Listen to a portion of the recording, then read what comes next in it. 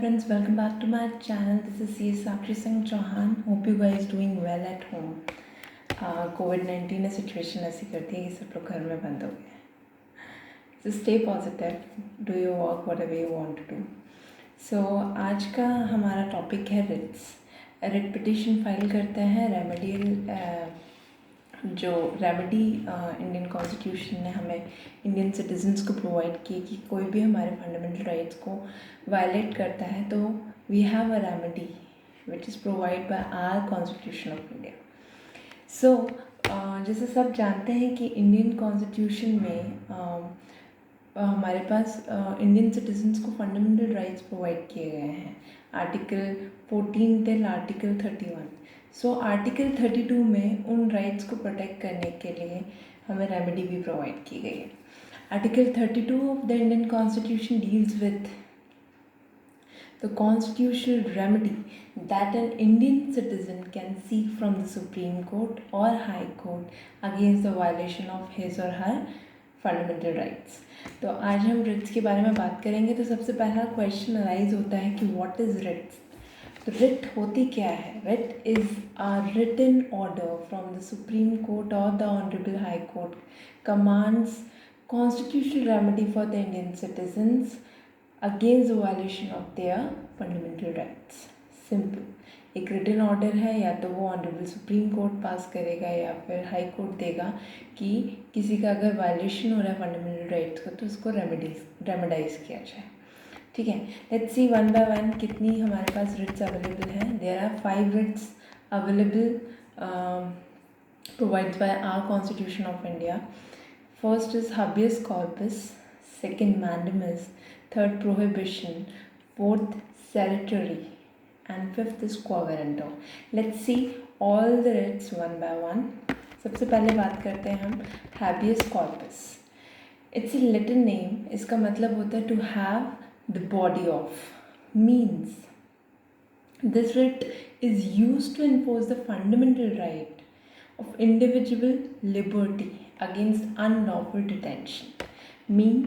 Means ये कि अगर किसी को अनलॉफुली डिटेन कर लिया हो. डिटेन मतलब बंधक बना लेना, कैद कर लेना, चाहे वो बाय पुलिस हो या कोई प्राइवेट बॉडी हो. अगर आपको अनलॉफुली कोई भी डिटेन करके रख लेता है किसी भी सिटीज़न को तो उसका फंडामेंटल राइट इफेक्ट हो रहा है, that is right to freedom.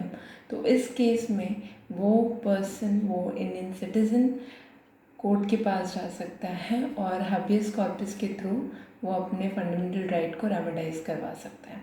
ठीक है. तो habeas corpus के फैक्ट्स क्या होते हैं. Let's see. सुप्रीम कोर्ट और high court can issue this writ against both the private and the public authorities. First of all.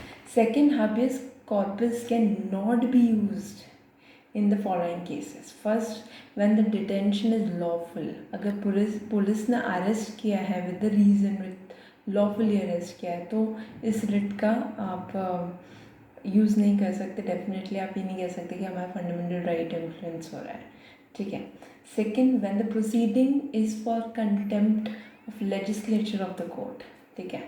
Then third, detention is by the competent court. Court ने आपको कहा arrest करने के लिए, court ने बोला कि इनको बंधक बना लिया जाए तो habeas corpus can not be remedied your fundamental right because वहाँ इन्फ्रिंजमेंट नहीं हो रहा है. आपने कुछ एक्टिविटी ऐसी की है जो कि लॉ के अगेंस्ट है तो as a punishment you going to be detain by the authority. Fourth, this detention is outside the jurisdiction of the court.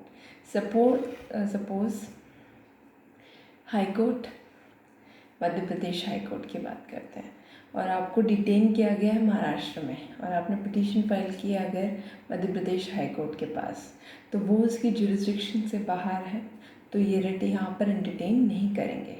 ठीक है. बट बात करें ऑनरेबल सुप्रीम कोर्ट की तो डेफिनेटली उसका jurisdiction whole the territory of India है.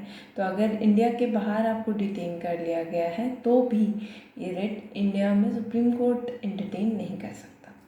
ठीक है. जुरिस्डिक्शन के बाहर नहीं होना चाहिए. अदरवाइज अगर कोई अनलॉफुली आपको डिटेन करता है तो you can go for the remedy that is habeas corpus. You can file this writ. ठीक है. सेकेंड रिट की बात करते हैं, that is mandamus.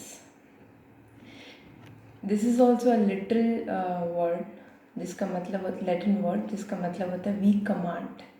We command means this writ is used by the court to order the public official who has failed to perform his duty or refused to do his duty to resume his work. Besides public official, mandamus can be issued against any public body, corporation, inferior court, tribunals or the government for the same purposes. Mandamus जो रिट है उसका मतलब होता है the command. We command means the higher authority, the higher court can issue this writ against the inferior court or to the public authority or the tribunals or the government authority जहाँ पर भी ऐसा कुछ हुआ है कि उसने अपनी ड्यूटी को परफॉर्म करने से रिफ्यूज़ कर दिया है या वो डिनाई कर रहा है अपनी ड्यूटी को परफॉर्म करने के लिए, तो उस केस में you can go for this writ. Facts of this mandamus is, unlike habeas corpus, mandamus cannot be issued against the private individual. It's only issued against the public official, public authorities. Private individual के लिए ये writ available नहीं है, but habeas corpus थी. ठीक है. In the following cases, this writ cannot be used. First, to enforce departmental instruction that does not possess statutory force. मतलब department ने ही इंस्ट्रक्ट किया है कि आप ये काम नहीं करेंगे, तो फिर उसको इन्फोर्स करने के लिए अगर कोई पर्सन, कोई पब्लिक अथॉरिटी, कॉर्पोरेशन काम नहीं कर रही है तो आप इस रिट का यूज़ नहीं कर सकते. Second, to enforce a contractual obligation. कोई कॉन्ट्रैक्ट था, उसके अकॉर्डिंग अगर उस कॉन्ट्रैक्ट में कोई रिस्ट्रिक्शन डाली है और उसमें उसके अकॉर्डिंग अगर आप वो ड्यूटी परफॉर्म नहीं कर रहे हैं तो definitely nobody can go for this writ. ठीक है. And then against the chief justice of high court acting in a judicial capacity. कोई अपने जुडिशियल कैपेसिटी में कोई काम कर रहा है, वो भी chief justice of high court, then you can not use this writ against him. और हाँ, mandamus can't be used against Indian president or the state governor. Point to be noted. Mandamus writ Indian president or the governor of the state के against use नहीं कर सकते. ठीक है, तो mandamus समझ आए. Let's go towards the third writ, which is prohibition. Writ of prohibition means to forbid. A court which is higher in position issues prohibition writ against the court which is lower in position to prevent the latter from the exceeding its jurisdiction or usurping a jurisdiction that it does not possesses it directly in activity. अब इसका मतलब क्या हुआ? prohibition मतलब होता है to forbid. इसमें क्या होगा? कोई भी inferior court, I am talking about the higher court, मतलब जिस कोर्ट के अगेंस्ट, जिस कोर्ट ने फैसला किया है, जो केस एंटरटेन कर रही है, जहाँ से आपको फंडामेंटल राइट वायलेट हो रहा है, उस कोर्ट से हायर कोर्ट के पास आपको जाना है इस रिट के लिए. तो डेफिनेटली हायर कोर्ट और सुप्रीम कोर्ट ही दोनों ही हायर कोर्ट हैं, उनसे नीचे सारी इंफीरियर कोर्ट्स आती हैं. लेकिन अगर in case of high court अगर ऐसा कर रहा है तो you can go to the Supreme Court. Means the high court, मतलब higher level of court can issue this writ against the inferior court only. ठीक है. कब? जब वो कोई भी ऐसा केस इंटरटेन कर रही है जो कि उनकी जुरिस्डिक्शन से बाहर है या जो उनको करना नहीं चाहिए, विच इज़ डायरेक्ट इनएक्टिविटी, तो उस केस में क्या होगा? रिट ऑफ प्रोहिबिशन इशू की जाएगी by the higher court to stop that proceeding. Okay. Then facts about the prohibition writ in India. The writ of prohibition can only be issued against the judicial and quasi-judicial authority.